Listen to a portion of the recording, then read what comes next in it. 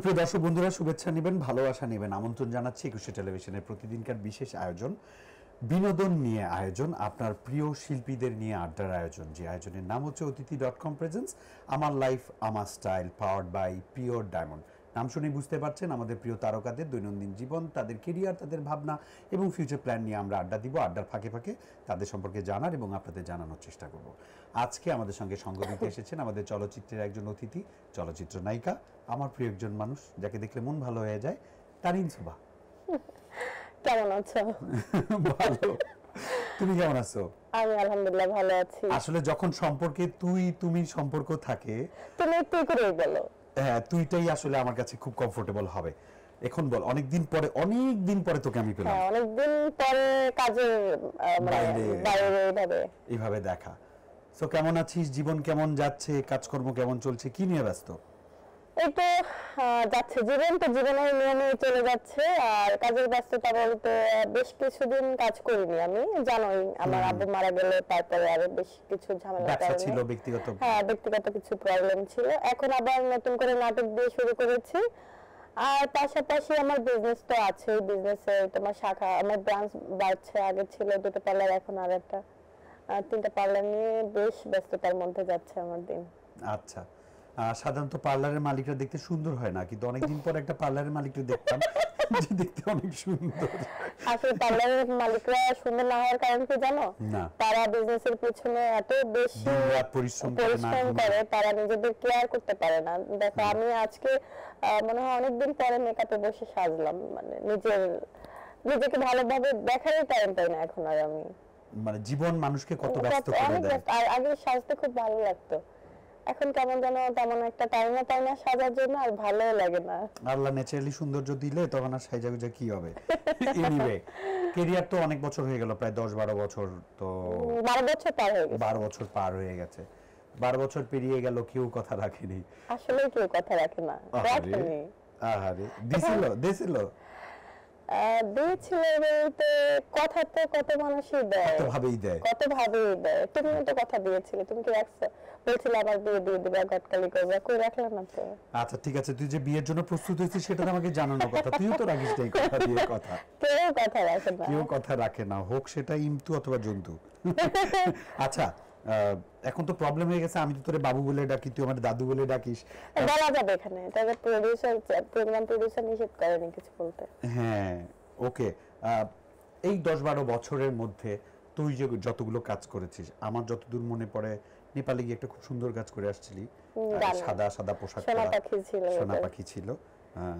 তো এর মধ্যে তুই শিল্পী হিসেবে, শিল্পী সত্তার জায়গা থেকে নায়িকা তারিন সুবার প্রিয় কাজ কোনটা 10-12 বছর মধ্যে? আসলে আমরা যেহেতু আর্টিস্ট, আবার কাজ করি, প্রতিটা কাজে কিন্তু আমাদের সেম ধরনের শ্রমই যায়। প্রতিটা কাজে আমার অনেক প্রিয়। আমি কোনো কাজকে বলতে পারবো না, মায়ের কাছে সন্তান তো সবাই সেম। আমার এই কাজটা বেশি ভালো লেগেছে, আমার এটা ভালো লাগেনি, এটা বলবো না। আমি আমার জায়গা থেকে আমার প্রতিটা কাজ খুব মনোযোগ সহকারে ভালোভাবে করার ট্রাই করেছি। আমার সব কাজই আমার ভালো লাগে। আচ্ছা, ওকে। যতগুলো সিনেমা করেছিস 10-12 বছর, এগুলো আনুমানিক কয়টা হতে পারে? আমি 16টা সিনেমাতে কাজ করেছি। আবার বলো। আর 7টা সিনেমা রিলিজ হয়েছে। লাস্ট রিলিজ হলো জাকির হোসেন রাজু স্যারের ভালো থেকো, এখানে আমি ছিলাম। ভালো থাকবো, তুইও ভালো থাকিস। আচ্ছা, তুমি ভালো থেকো। আরফিন শুভত ছিল, তানহা তাসনিয়া, আমরা সবাই। ও, ভালো থেকে তো খুব ভালো মুভি। হ্যাঁ, এটা খুব আলোচনায় আসছিল। ওটাও তো দর্শক ভালো সাড়া পেয়েছিলাম। আমি আমার ক্যারেক্টারটা যেটা ছিল, আমি ভালো রেসপন্স পেয়েছি। ওকে, রেসপন্স না পাইলে, ফ্লপ করলে তো তখন আবার স্পন্স খুলে মারে। তো রেসপন্সটাই ভালো, রেসপন্সে যায়। এটা জানো, আমার কখনো এটা হয় নাই। আমি তো অনেক, আমার সিনেমা সবগুলোতেই আমি হলে গিয়ে দেখেছি। যেখানে তানিন সুবা গেছে আমি দেখছি, তা হাজার হাজার অডিয়েন্স ছিল সব সময়। আমার এটা আমি খুবই আমার ভালো লাগে যে যখন কখনো গালি শুনি নাই।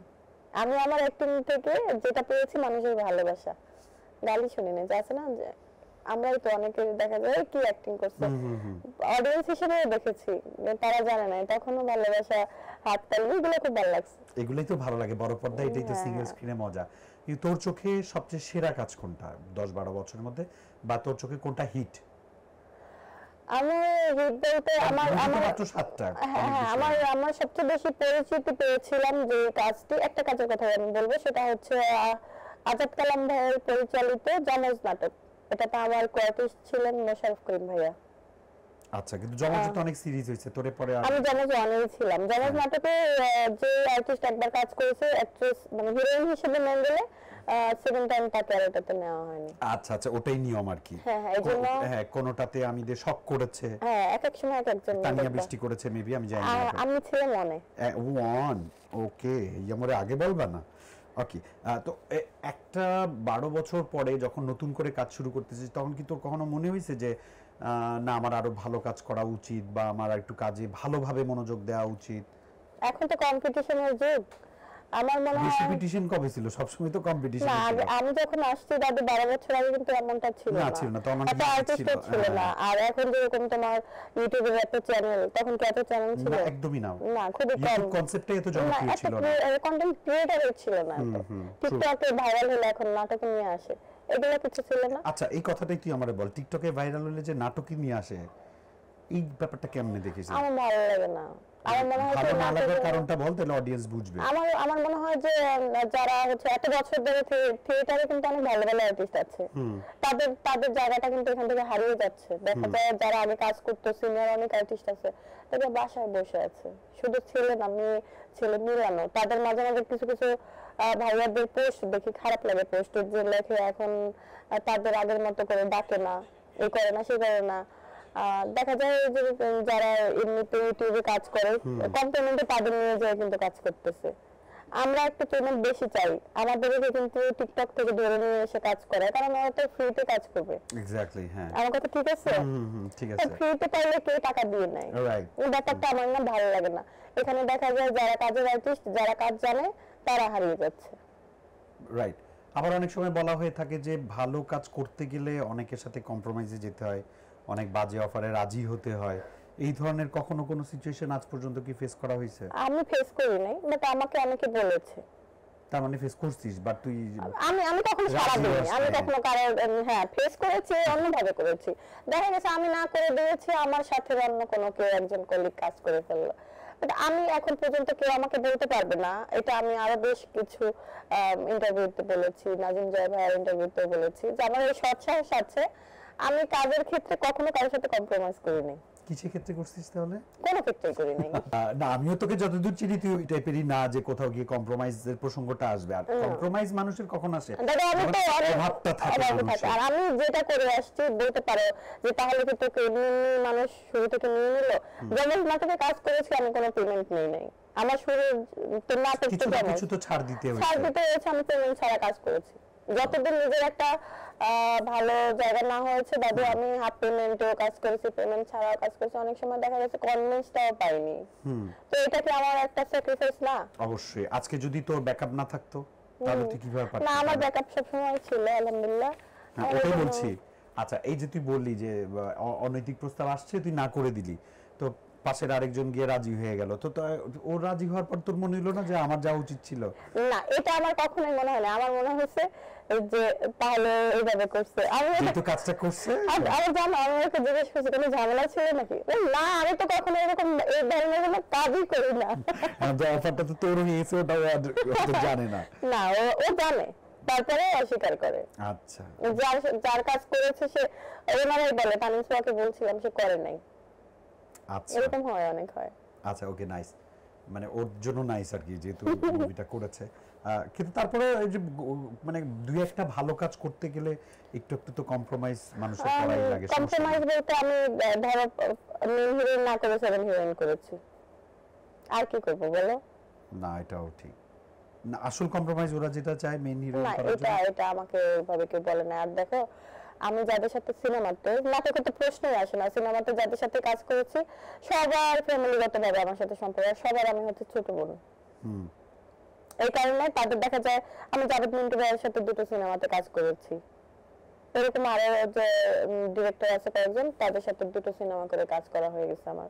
আচ্ছা, যাদের ঘরের কাজ একবার করি, তারা আমাকে বারবার ডেকে নিয়ে করে, বুঝছো? কোথায় ডেকে নিয়ে করে? কাজে কাজ Shooting এ। কাজ শুটিং, এটা তো একটা ঘর না, আমি আচ্ছা। এতটাকে ঘর মনে করি। অবশ্যই ঘর, বাকি সব তো পর, তুই এগুলাই কর, আমি তো চাই। আচ্ছা ওকে, দর্শকদের জানতে ইচ্ছা করে যে নায়িকা তানিন সুবার কয়টা গাড়ি, কয়টা বাড়ি, কি কি বিজনেস? আসলে এগুলো নিয়ে না শো অফ করতে আমার ভালো লাগে না। আর তুমি তো জানোই আমার কি আছে, আমি একটা সাধারণ লাইফ লিড করি। একটা সাধারণ লাইফ লিড করার জন্য একটা মেয়ে মানুষের যা যা দরকার আমি আমার ওগুলো আলহামদুলিল্লাহ আছে। আমার কারো কাছে কিছু চেয়ে নিতে হয় না, হাত পাততে হয় না, আমার উল্টাপাল্টা কিছু করতে হয় না। আমি হালাল ইনকাম করে হালাল ভাবে বেঁচে আছি, এটা আলহামদুলিল্লাহ। আলহামদুলিল্লাহ, এটা খুব ভালো। যেহেতু চলচ্চিত্রে আছিস, চলচ্চিত্রে আবার রেগুলার হওয়ার চেষ্টায় আছিস, তো এর মধ্যে কথাবার্তা কারোর সাথে কি হয়েছে? হ্যাঁ হয়েছে। আমার আগে তো ওয়েব সিরিজটা ছিল না, আমি ওয়েব সিরিজে নতুন ভাবে সেলিম রেজা ভাইয়ের সাথে আমার আগে সিনেমাতে কাজ হয়েছে, ওনার ওয়েব সিরিজ দিয়ে আবার শুরু করলাম। ওই যে গার্লস কি জানি, ব্যাড গার্লস। ব্যাড গার্লস, হ্যাঁ ব্যাড গার্লস। আর আমার বৈশাখী টেলিভিশনে যাচ্ছে তোমার রসের হাড়ি পাড়াবাড়ি, আকাশ রঞ্জন দাস। আকাশ রঞ্জনের মাঝে মাঝে তোর পোস্টে দেখি। হ্যাঁ আমার নাটক যাচ্ছে, ওটা রেগুলারই যায়। আর তোমার নতুন সিনেমার কাজ তো হাতে আছে, কথা বলছি, কারণ অনেকদিন গ্যাপ যাওয়ার কারণে দাদু যেটা হয়েছে, এখন না হুটহাট কোনো গল্পে কাজ করতে চাচ্ছি না। আমি চাই যে অনেকদিন পরে যেহেতু আবার আসছি, ভালো কোনো গল্প যেটা আমার সাথে এখন যায়। আমি তো এখন একটু আনফিট আছি, আমার সাথে যেভাবে যায় আমি নিজেকে ওইভাবে রেডি করতেছি, আর ওইরকম কোনো গল্প আসলে করব। অবশ্যই করবা, ঠিক আছে। আর কাজ তো কাজই, এটা কোনো ব্যাপার না। তো দর্শক আশা করি উত্তর পেয়ে গেছেন যে ওর কটা গাড়ি কটা বাড়ি আছে।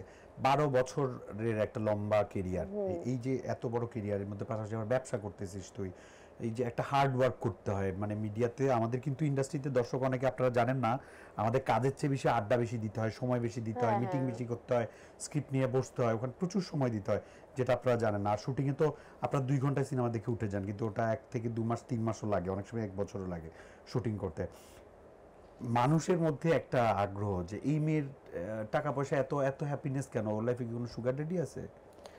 আমি যেখানে নিজের প্রতি ডিপেন্ডেন্ট, আমার তো সুগার ড্যাডি দরকার পড়ে না। আর মানে আর নিজের ড্যাডি যতদিন ছিল আলহামদুলিল্লাহ। আলহামদুলিল্লাহ আমার ড্যাডি যতদিন ছিল আমি ছিলাম রাজকন্যা, এখন তো আমার উপরেই সবাই এখন তুই রানী হয়ে গেছিস তোর আমি ইন্ডাস্ট্রি। এখন আমার ইন্ডাস্ট্রিতে, আমার দুনিয়াতে আমি এখন রানী।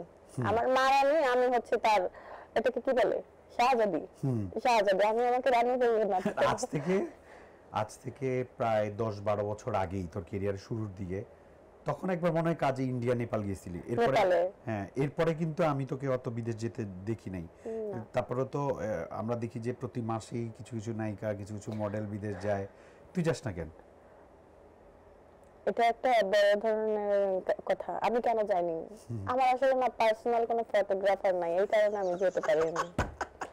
আমি কখনো চাইনি আমার পার্সোনাল ফটোগ্রাফার হোক যে আমার ফটোগ্রাফি কারো নাম দেয় না, এইজন্য তো এটা তো পার্সোনাল হিডেন ফটোগ্রাফার আমার লাইফে পার্সোনাল ফটোগ্রাফার। আমি একজনকে জিজ্ঞেস করেছিলাম, সে ছবি আপলোড করার পরে নিচে কমেন্ট করেছিলাম, আমি জানতে চাই ছবির ফটোগ্রাফারটা কে। আচ্ছা, সে আমার কমেন্টস ডিলিট করে দিয়েছে। তুমি বুঝছো, আমি কখনো যাইনি, আমি শুধু নেপালে আর সৌদি আরবে ছিলাম, আমার ছোটবেলায় তো জানোই, তাছাড়া আমার কোথাও যাওয়া হয়নি। তার মানে তুমি বলতে পারো আমি এই ইন্ডাস্ট্রির একজন সুগার ড্যাডি লেস নায়িকা। সুগার ড্যাডি লেস, এটা তো বলতে গেলে খারাপ শোনাবে, যে নায়িকার তোমার হচ্ছে বিভিন্ন দেশে না যাবে, সে তো হচ্ছে ভার্জিন নায়িকা,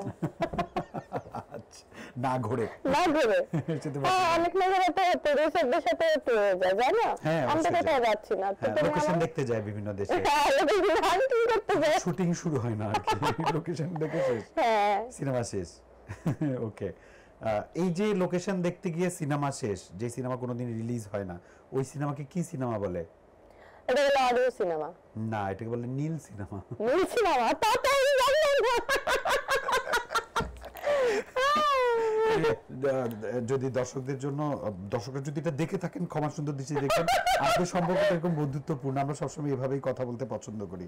সব মিলিয়ে কয়টা সিনেমা কয়টা নাটকে কাজ করছিস? 14টা সিনেমা 16টা সিনেমা নাটক আনকাউন্টেবল ভাবে আমার হিসাব নেই, কিন্তু আগে থেকেই অনেকগুলো অনেকগুলো নাটকে কাজ করেছি। ওকে ঠিক আছে, তুই গুনতে থাক, এর মধ্যে আমি একটু দর্শকের কাছে যাই। দর্শক বন্ধুরা, জমজমাট আড্ডা হচ্ছে তানিন সুবার সঙ্গে, আড্ডা ছেড়ে যাবেন না এই বিশ্বাস রেখে ব্রেকে যাচ্ছি, দেখা হবে ব্রেকের পর। বেশরম বেহা, কি মজা এই বাসায়, রাত হলে আসতে হয়, চেয়ার আছে চেয়ারে বস, এত কিছু থাকতে আমার কাছেই কেন আসতে হবে? আয়, আজকে তুই ঘরে আয়। এই যে চলে আসছে আমার হিরো। কোথায় আমার হিরো, কোথায়? এই যে আমার হিরো। 10 ঘন্টা সুরক্ষা হিরো মশার কয়েল, দ্রুত ও শব্দহীন মশা নিধনকারী কয়েল। অলরাইট ফ্রেন্ডস, ছোট একটা ব্রেকের পর আপনাদের সবাইকে স্বাগত জানাচ্ছি একুশে টেলিভিশনের নিয়মিত আয়োজন অতিথি.com প্রেজেন্স আমার লাইফ আমার style, powered by pure diamond. আজকে নিজের লাইফ নিজের স্টাইল সম্পর্কে জানাতে এসেছেন চিত্রনায়িকা তানিন সুবা। তানিন সুবা, এই যে মাঝখানে কয়েক বছর গ্যাপ ছিল তোর, দর্শকদের কাছে একটা প্রশ্ন যে এই গ্যাপটা কি তোর জীবনে একটা বড় ভুল ছিল নাকি গ্যাপটা দরকার ছিল?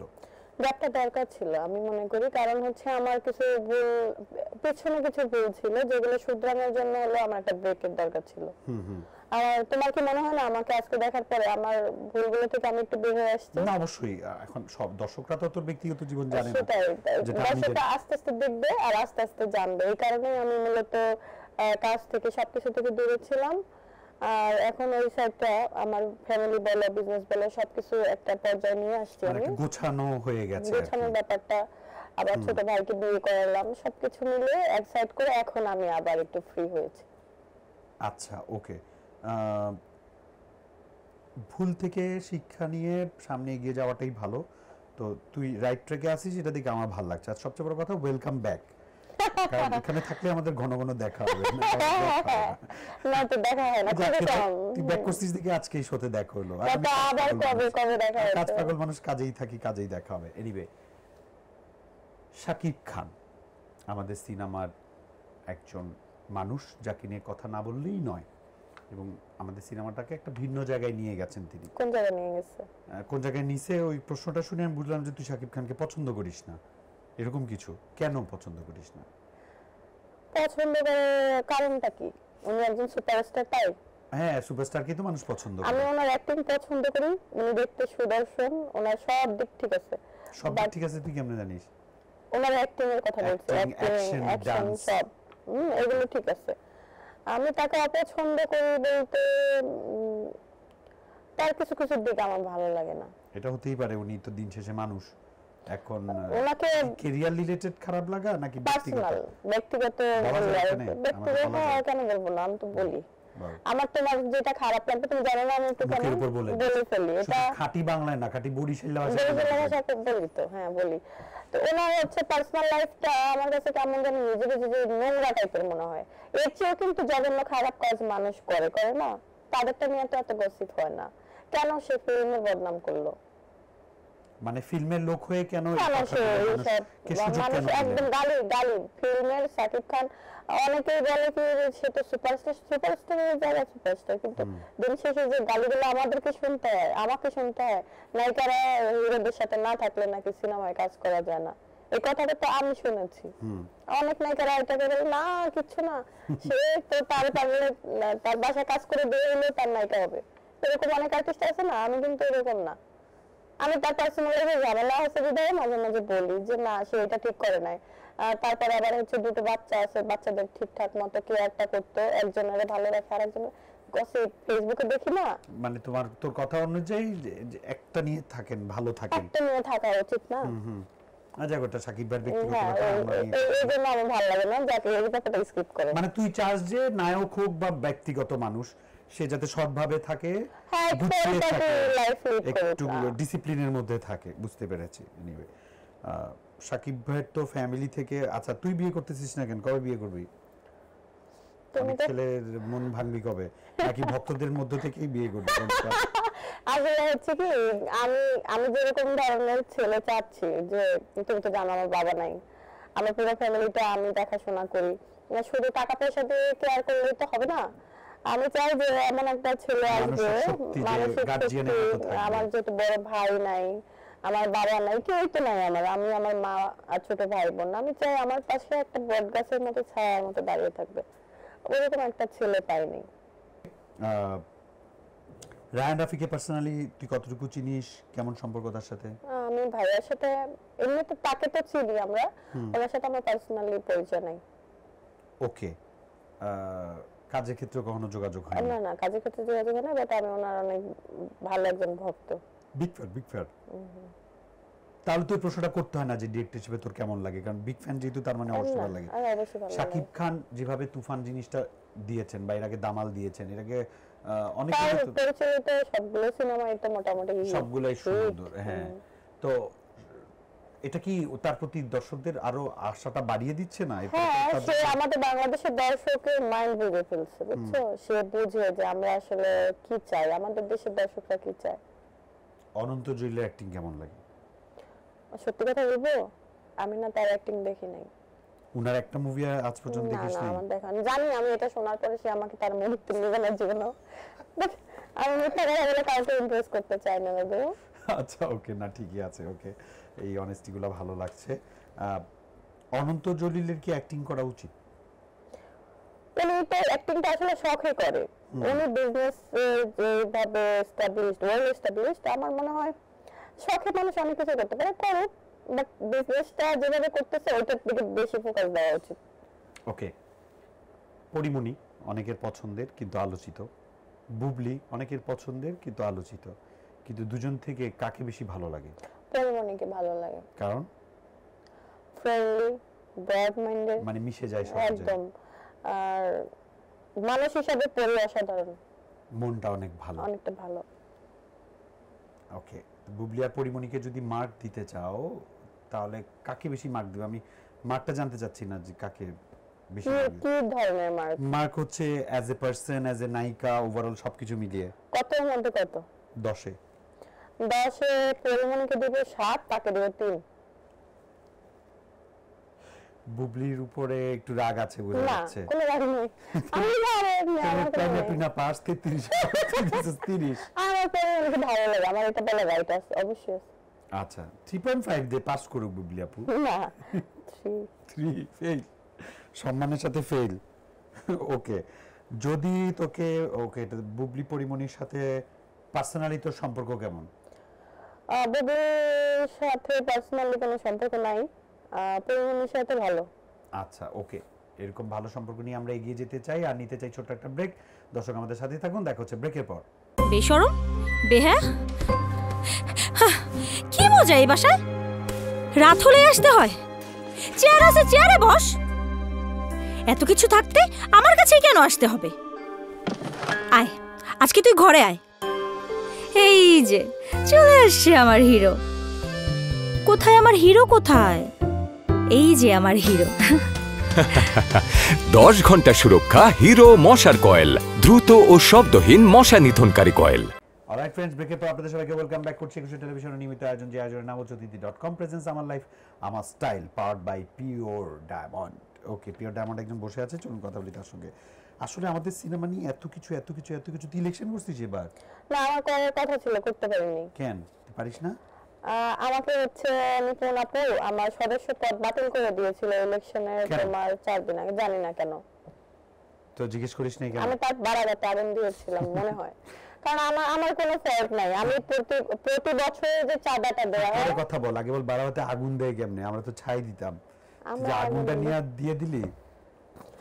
আমরা আগুনই দিই বরিশালে। আচ্ছা, না এটা কি নিয়মের বাইরে হয়ে গেল না? এটা হ্যাঁ, নিয়মের বাইরে।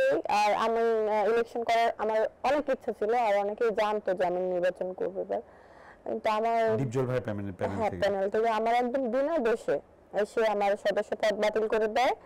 আর কারণ বলেনি? নিশ্চয়ই কারণ বলে তো? কোনো কারণ নাই।